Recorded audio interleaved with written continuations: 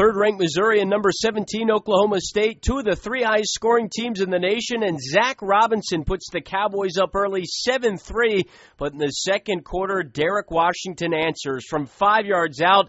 This puts Mizzou on top 10-7. We move to the second half. Third quarter, still a three-point game until Kendall Hunter rips off a 68-yard run.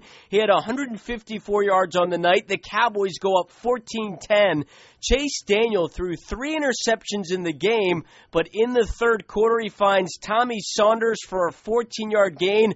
Missouri would eventually take a 17-14 lead, but just over a minute later, Zach Robinson hooks up with Damian Davis for a 40-yard score, and OSU goes on to upset number 3 Missouri 28-23.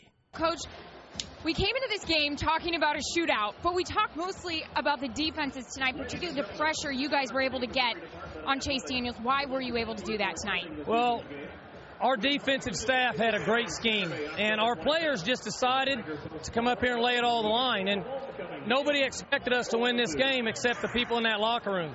There's about 100 of us, players and coaches, and they mixed up the stunts, they mixed up the blitzes, they mixed up the coverages, and that's as big a win as we've ever had. They're a tremendous football team, but our defense just decided to make the difference. They did it last week when we played A&M. They kept our offense in the game, and they did it again tonight. I'll ask you about the offense in a minute, but first, what was behind your decision to punt it right there? Well, we had two decisions. Obviously, we could take the ball and run all the way out of the end zone, or we go ahead and punt it. And in those situations, there's always an either-or.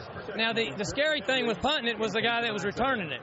But we also have a way to end over end the punt like we did, and it worked out well for us. And just had a gut feeling that our kids would really cover the punt. They had a lot going on right there. I was surprised you were able to talk about your defense because we saw you sitting on the trunks the whole time, writing out plays. How were you able to stay so calm over there and really not watch what was going on for defense?